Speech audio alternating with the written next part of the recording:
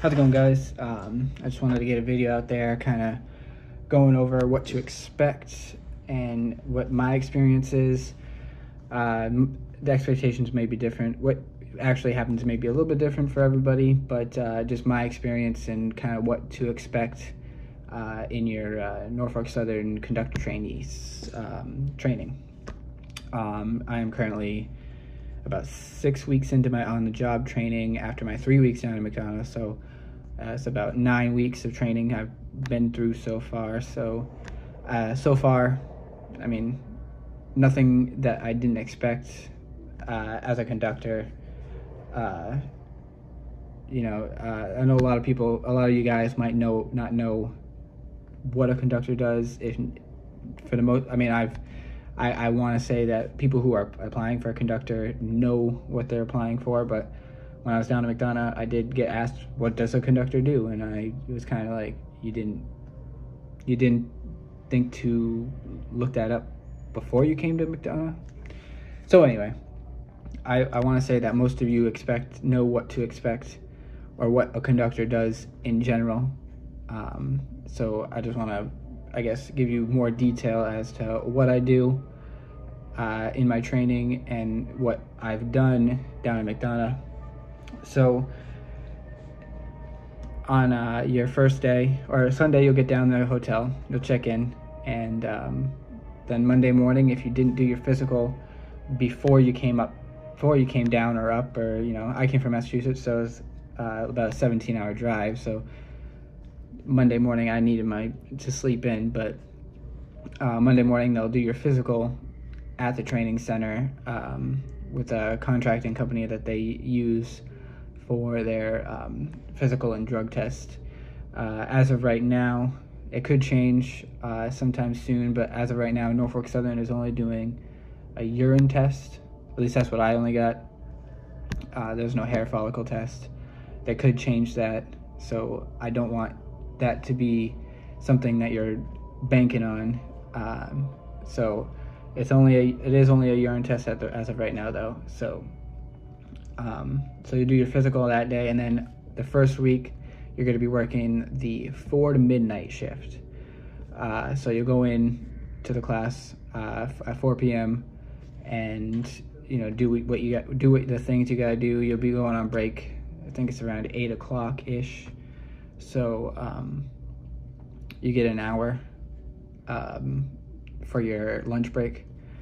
So it doesn't really matter. The first week it's not as been a big of a deal if you travel a little bit further away from the training center, but definitely on the 2 weeks when you're working days, you want to stay close because traffic is a nightmare down in McDonough, and I think it gets worse in the summertime. So if you're going anytime soon, there's plenty of places to eat, like right next to the training center. There's a Subway literally like around the tree line in a plaza. So, but just be aware of traffic down there, especially if you have a bigger vehicle. But your first day, you'll go there at 4. You walk into a classroom. There'll be a board that tells you which classroom to be in. There's only 2, but they're left and right, and so there'll be a board that says the room number to go to.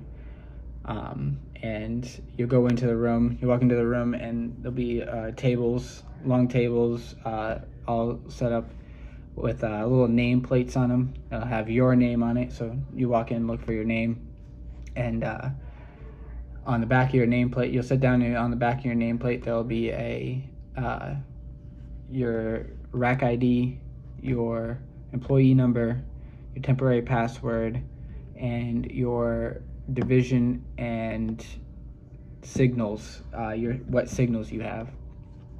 Now, I think they'll send you an email that tells you what signals you have before you go down there. I highly suggest that you print out that signal sheet and study it before you go down there, because especially if you have Conrail, because Conrail, it looks intimidating, and looking at it before you go down there helps at least know a little bit. That's what I did. I studied it. I looked at it. I didn't really study it because I really didn't understand what the language was telling me before I went down there.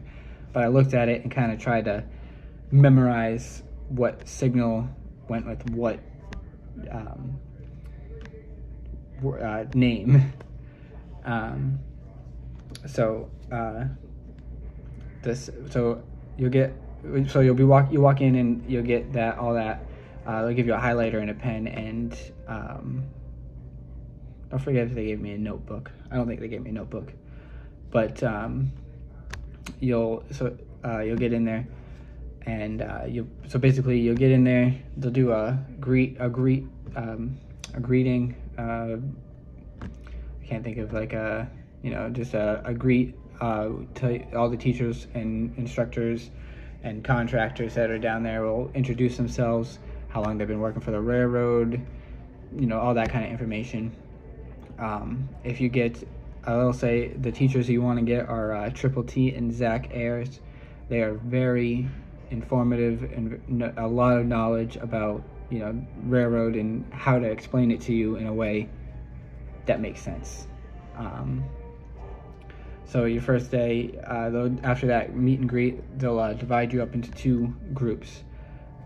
Half of you will go do your hang test outside, and the other half will be doing their tax information and stuff like that for your whatever tax form it is. And so once you get all that done, and you go on the computer and sign in and do whatever other kind of information you need to do for it's a new hire. And everybody, as the other group, after you get that done, you'll go outside, you'll swap with the other group that did their hang test, and you'll start doing your hang test. It's just a minute and 15 seconds on each side, doing your hand signals. They'll teach you your hand signals while you're out there. You'll get your high visibility stuff, your PPE. You'll get before you go out and do your hang test. You'll get a vest, a hat, a beanie, and your iPro.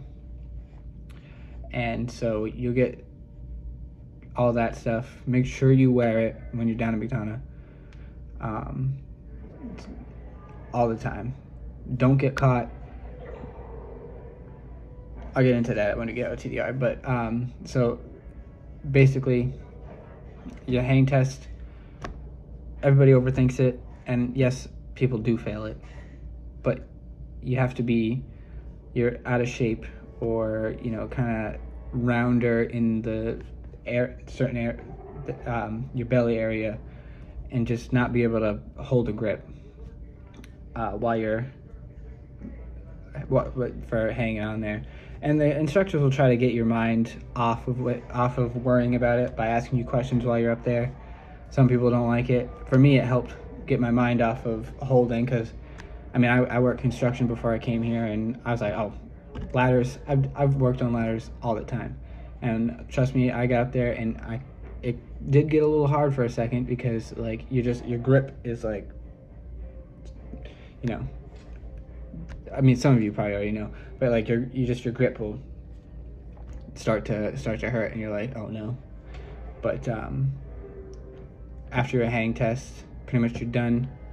You'll go back in, and then you'll get dismissed, take all your stuff with you, and go back to your hotel room. I forget if they actually gave us homework on the first night, but they definitely did give us homework on the second night. So they'll send you, one of the teachers will send you an email, in your personal email, with the links and everything for a question mark, for the learning the lessons and stuff like that they want you to do at home, and all kinds of other CT information will be in that email. And so when you get home, you'll get a printout of what you're going to be doing every day, and what the homework is going to be every day. So they won't tell you what the homework is, like physically, like a teacher did, like you have this homework. They'll expect you to look at your CT schedule to know what to do on day 1 and day 2 and day 3. So make sure you don't lose that CT expectation sheet or packet, and make sure you're looking at it while you're in class, or not in class, but while you're back at your hotel studying and doing stuff like that. Look at that so you know what to expect.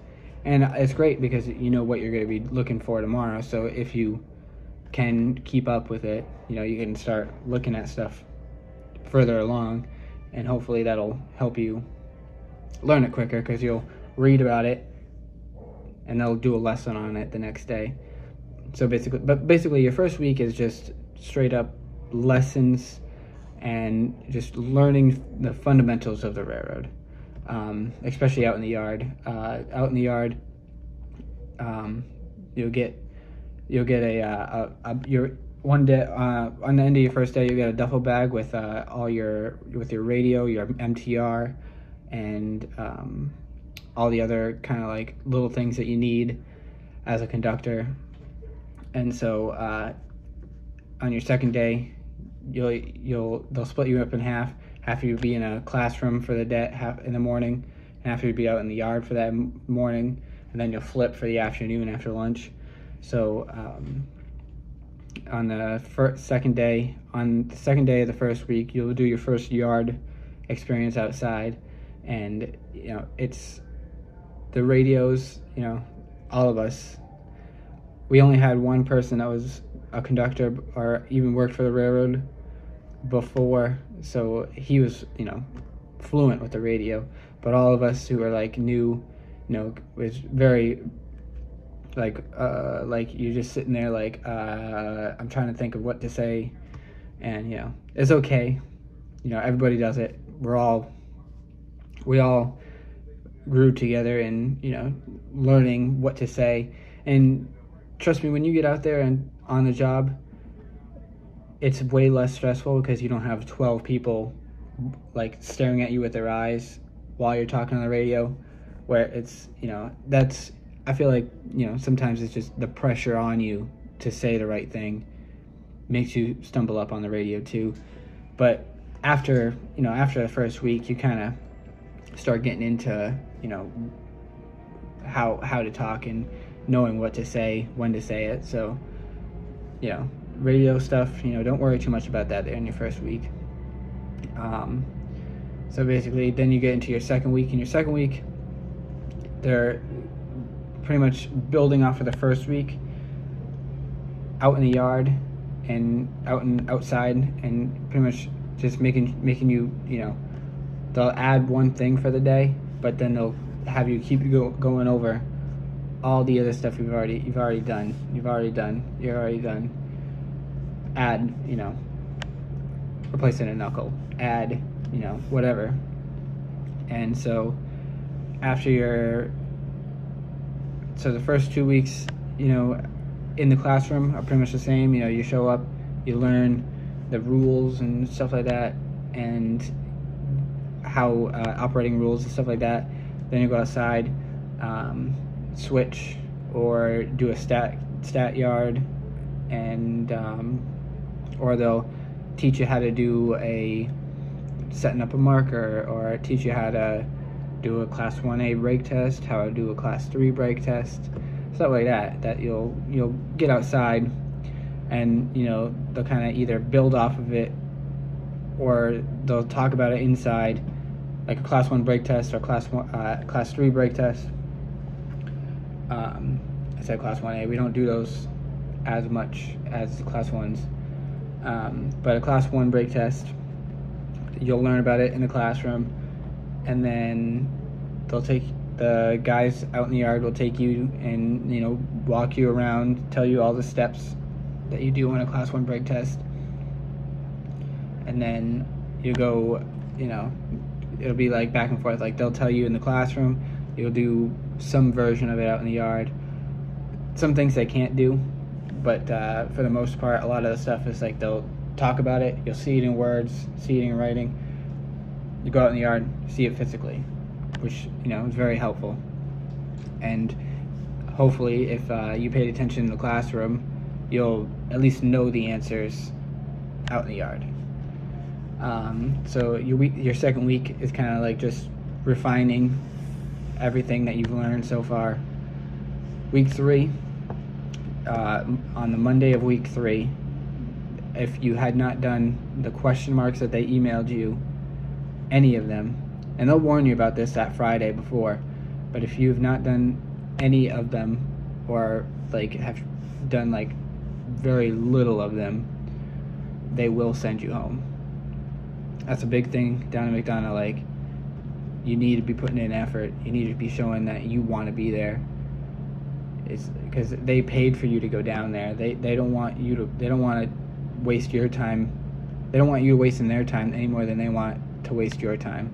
So they'll send you home if you do not show that you're putting in the effort, especially those question marks, because those question marks, the test on the questions on those question mark tests that they send you are the exact same questions that'll be on your final exam. So you definitely want to get that right away.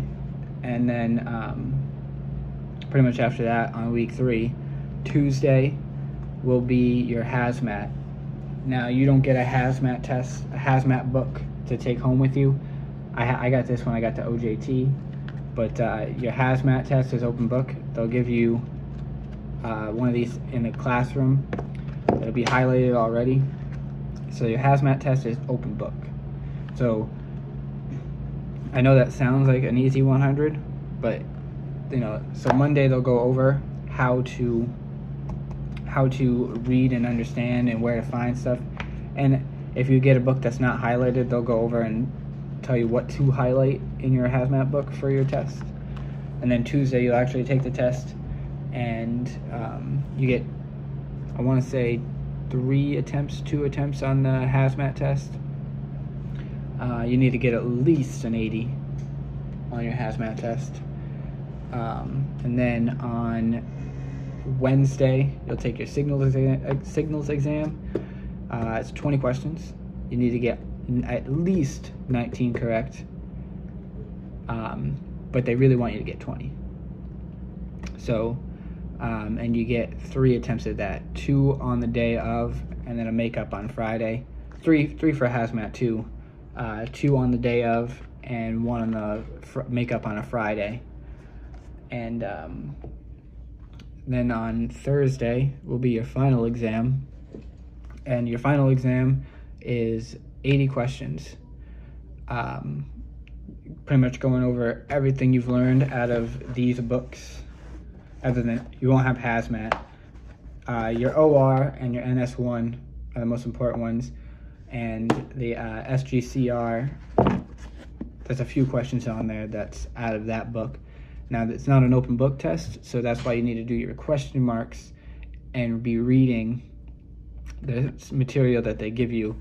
And also, down in McDonough, they will not give you paper copies of the books. I had to get these. I got these when I got to my terminal, because they had plenty of extra, and I was like, I want paper ones, because they'll email you the books, and you gotta pretty much look through your computer to or download them to your computer to be able to read and access them while you're down there, or they're on your MTR, which you'll get down there too. And so on your final exam, it's 80 questions, and you need to get at least an 80 to pass on that. You get 2 attempts a day of, 1 attempt on the makeup day on that Friday. If you pass all your tests the first time, or on the day of the test, you don't have to go in on Friday. Friday is just for makeup, for people who have to make up the stuff while they're if they failed it twice on the day of it. And then there's also they'll be doing outdoor evaluations. Now, I don't think I saw anyone fail the evaluations outside, and most of the people who are out there doing the evaluations, they won't give you the answer, but they'll, kind of nudge you along, especially like the class 1 brake test. A lot of times when you're like sitting there like, I know what I have to do, but I can't remember what it is right now. And they'll kind of be like, oh, what's the pressure? Kind of like stuff like that. So, I mean, the experience down in McDonough was great. The weather was nice down there. I'm glad I didn't go down in the summer when it was 1,000,000 degrees, and going down in February when it was 32 degrees at home and 70 degrees down there. It's perfect. So basically, after I finished at McDonough, I had a weekend to get to my terminal, and so I'll get into, it's already been a pretty long video, so I'm gonna get into the McDonough, after McDonough, and my OJT so far in the next video. But if you guys have any questions, don't feel free to reach out, and if you guys want to know what it's like in Binghamton, or what McDonough was like, where some good places are to go down to McDonough, just leave it in the comments, or reach out to me on Messenger, or whatever. And thank you guys for watching, and hopefully I wish you guys all good luck in your training if you're going down to McDonough. And